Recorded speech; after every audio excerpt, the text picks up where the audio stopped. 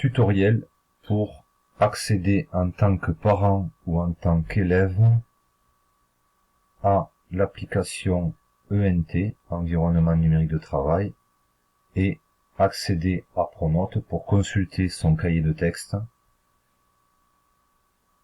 Donc, nous allons ouvrir un navigateur. Ici, nous utilisons le navigateur Mozilla Firefox.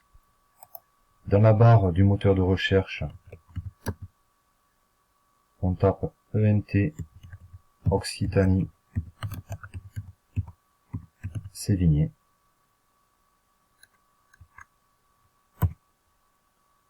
Le premier lien qui apparaît, eh bien, c'est le bon, Madame de Sévigné, mon ENT Occitanie. J'apparais sur la page publique de l'établissement où je peux voir diverses informations sans me connecter. Donc là, je vais me connecter. Que je sois parent ou élève, c'est la même chose. Nous faisons partie de l'Académie de Montpellier. Je valide. J'arrive sur cette nouvelle page. Je vais donc ici saisir mon identifiant, qui est normalement le prénom suivi d'un point suivi du nom, le tout en minuscule.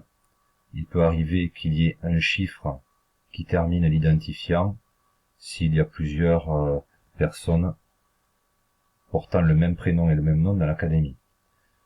Ensuite, on saisit le mot de passe. Si c'est la première connexion, vous aurez un mot de passe provisoire que vous serez amené à modifier. Il faudra, si vous êtes parent, saisir une adresse mail valide et confirmer obligatoirement sur votre adresse mail le lien pour activer votre compte. En cas de mot de passe oublié, vous pouvez cliquer sur ce petit connecteur qui va vous demander votre mail et vous renvoyer le mot de passe à votre adresse mail. Donc ici, je vais saisir les identifiants. Donc je vais masquer temporairement ma saisie. Je viens de saisir mon identifiant et mon mot de passe. Après avoir validé, j'arrive donc sur la page principale, la page d'accueil de l'ENT. Volontairement ici, le nom et prénom sont masqués. Je peux voir les dernières évaluations que j'ai obtenues, mes absences, des événements s'il y a eu des punitions, des choses diverses, et les actualités, les dernières actualités de l'établissement. Je vais pouvoir accéder ici à Pronote en cliquant là. Pronote va s'ouvrir sur un nouvel onglet, donc l'onglet ENT ne sera pas fermé, on pourra basculer de l'un à l'autre. Donc j'y vais.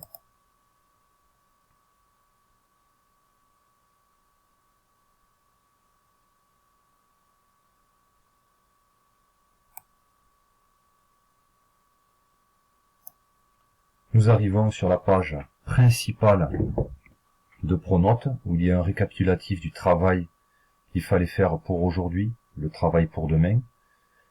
L'élève peut cocher fur et à mesure s'il a effectué son travail pour permettre de s'organiser. On peut voir les dernières notes qu'il a obtenues, les absences punitions, différentes informations, ici l'agenda qui concerne son conseil de classe. Donc, nous allons voir le cahier de texte. On peut avoir une vue hebdomadaire. Et on peut voir, par exemple, ici, que les professeurs ont bien saisi un cahier de texte. Et on peut aller voir si un travail a été donné dans une matière, enfin le travail, l'activité qui a été faite pendant la séance, avec les documents qui ont été éventuellement distribués. Ça peut permettre, en cas d'absence, de venir récupérer les documents. Et on peut voir si un travail a été donné à faire.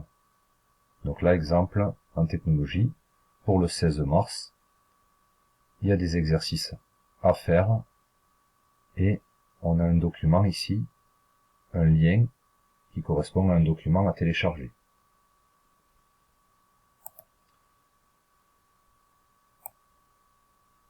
En plus du cahier de texte, l'élève peut consulter ses notes pour le trimestre, pour chaque trimestre, peut consulter les compétences par trimestre qu'il a obtenues, donc suivant, nous avons la légende ici, donc par matière par exemple.